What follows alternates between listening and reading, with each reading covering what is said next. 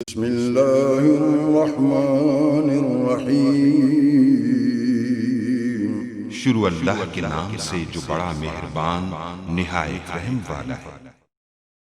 अस्सलाम वालेकुम गाइस। तो स्टोरी में मैं आपको बताऊंगा कि YouTube की प्लेलिस्ट का क्या फ़ायदा होता है। इससे पहले मैं बता चुका हूँ YouTube की प्लेलिस्ट को कैसे क्रिएट करते हैं, कैसे डिलीट करते हैं। ये सब कुछ आप मेरे चैनल से देख सकते हैं। बाकी जितनी भी इंफॉर्मेशन देखना चाहते हैं आप लोग मेरे चैनल पर विजिट कीजिए और कंप्लीट इन्फॉर्मेशन अबाउट YouTube को आपके नाम से प्लेलिस्ट मिल जाएगी। तो अब इसका फ़ायदा क्या होता है, जैसे कि अभी मैंने आपको बताया, तो लोग क्या करते हैं, जब एक वीडियो रैंक कर जाती है तो उसके बाद वो चैनल पे लोग जाते हैं और उसके पूरी की पूरी फिर प्लेलिस्ट आपके ऐसा हरगिज़ नहीं होता कि आपने जितनी भी वीडियो अपलोड की है वो फ़ौरन वो रैंक हो जाए।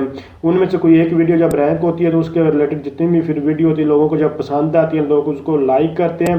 तो जब वो फिर वो आपको चैनल पर जाते हैं और उसके बाद वो कंप्लीट प्लेलिस्ट जो है वो देखते हैं। जैसे कि मैंने अभी ये बता दिया, तो जो जो बंदा जिस चीज़ के बारे में जानना चाहता है वो वहाँ से देख सकता है।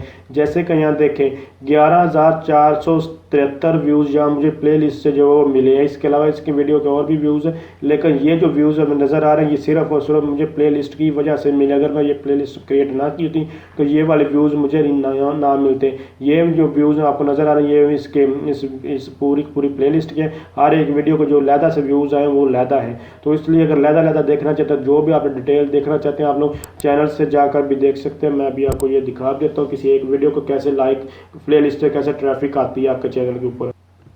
जैसे कि मैंने ये वीडियो आपके सामने ओपन की है। यहाँ से कि एनालिटिक्स में जब आप लोग आएंगे तो एनालिटिक्स में देखिएगा कि ट्रैफिक कहाँ से है। तो आप लोग ये देखिए play list top traffic sources. तो यहाँ ये जो मेरी ये वीडियो थी जब लोगों ने ये देखी उसके बाद ये फ़ौरन जो है वो प्लेलिस्ट की तरफ लोग चले गए। तो मेरी इस वीडियो जो आप लोगों ने ये वीडियो देखी है तो उसके बाद ये प्लेलिस्ट की तरफ आए और ये लेकिन जो टॉप जो ट्रैफिक मुझे रिसीव हुई है वो प्लेलिस्ट से ही मिली। तो इस तरह ये भी बहुत ज़्यादा फ़ायदा इसका होता है। यहाँ पे रीच में आएंगे तो उसके बाद भी आपको बता देता है कि कहाँ से आपकी ट्रैफिक जो है वो आई है।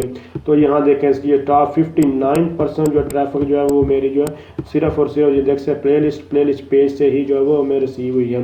तो यहाँ देखें आप लोग ये देख सकते हैं ये इसका प्लेलिस्ट का इतना ज़्यादा जो है फ़ायदा होता है।